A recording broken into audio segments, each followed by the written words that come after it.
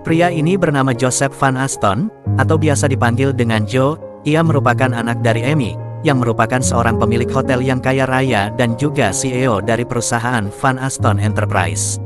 Berkat kekayaan orang tuanya itulah Joe pun hidup seenak jidatnya, dengan sangat santai tanpa ada sedikit pun beban yang memberatkan. Meski begitu, Joe memiliki sebuah skill yang sangat unik, yaitu sangat lihai dalam memikat hati para perempuan.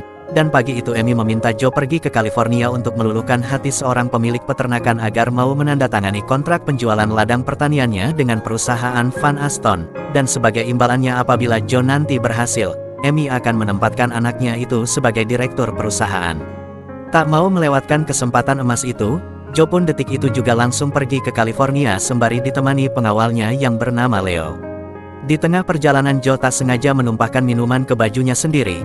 Ia lalu mengganti bajunya dengan sebuah kaos sederhana yang rencananya akan disumbangkan. Joe lalu menyuruh Leo mencuci mobilnya di saat ia melakukan penawaran pada pemilik peternakan itu. Dan sewaktu Joe sedang memastikan situasi, seorang anak bernama Hannah mengira jika Joe itu adalah Manny, yang merupakan pekerja baru di peternakannya. Hannah langsung mengajak Joe untuk membantu kakaknya yang bernama Kelly, yang lagi sibuk membantu persalinan sapi. Awalnya Kelly mengira Joe adalah pebisnis yang akan membeli tanah peternakan dan ladang miliknya, mengingat wajah Joe sangatlah menawan. Namun karena Kelly sangat jutek dan galak, Joe pun akhirnya berubah pikiran dan mengiyakan kalau dirinya adalah Manny, seorang pekerja peternakan baru demi menutupi identitas aslinya. It's a cow farm, right?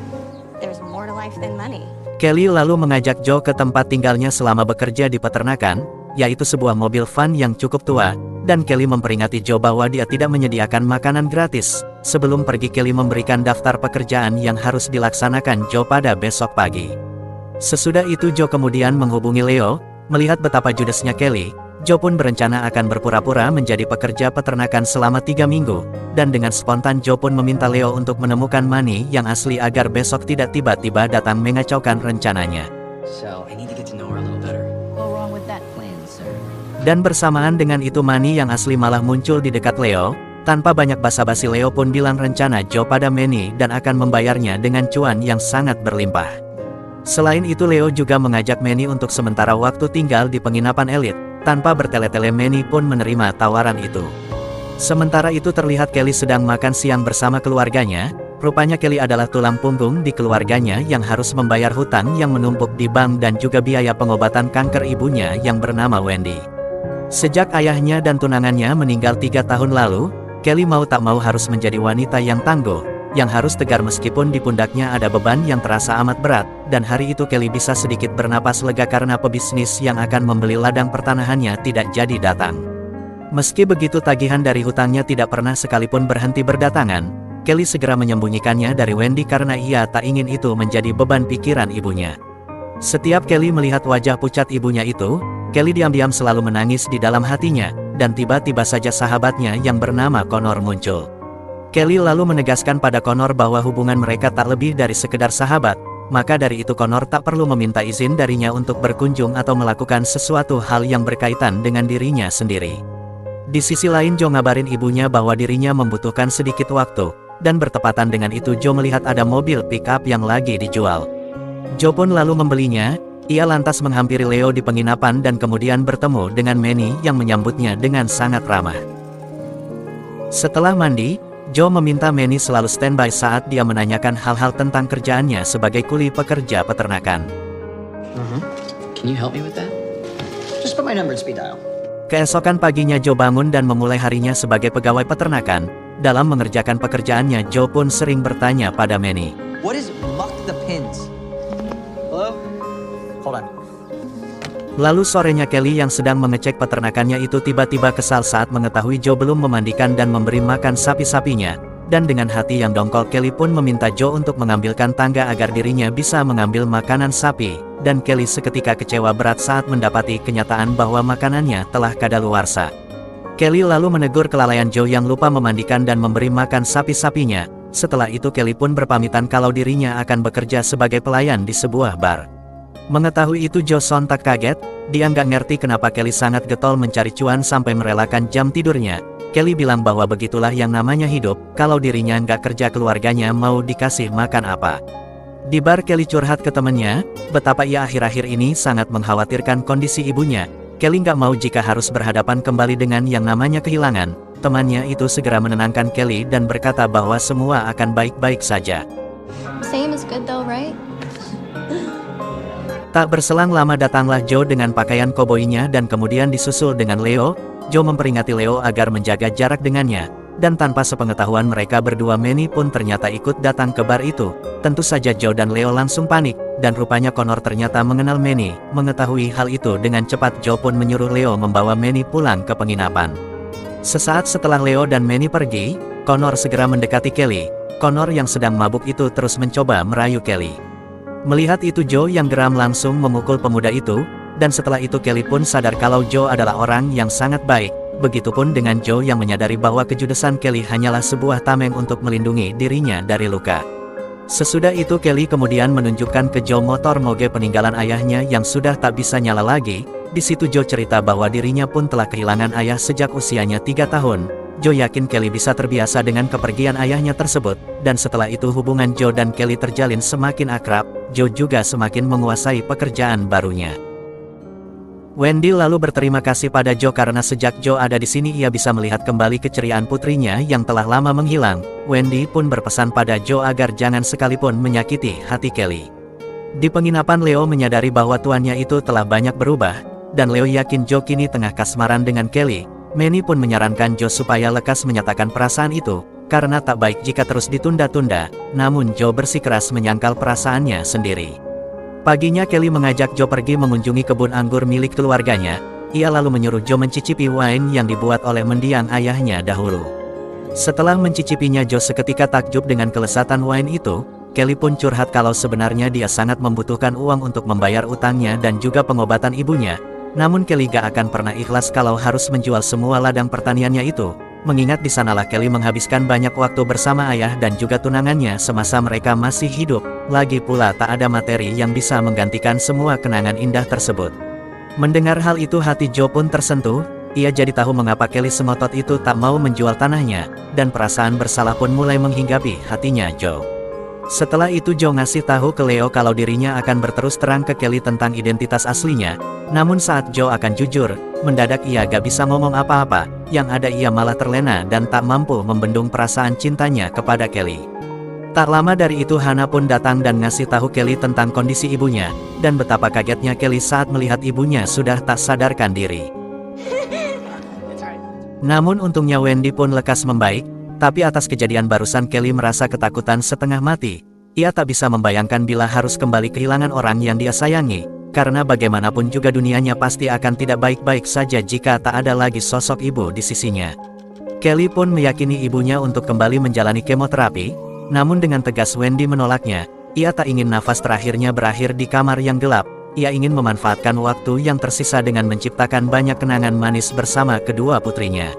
Malamnya sebelum Kelly berangkat ke bar, Joe memberi kejutan ke Kelly kalau dirinya berhasil menyalakan kembali motor moge milik mendiang ayah Kelly.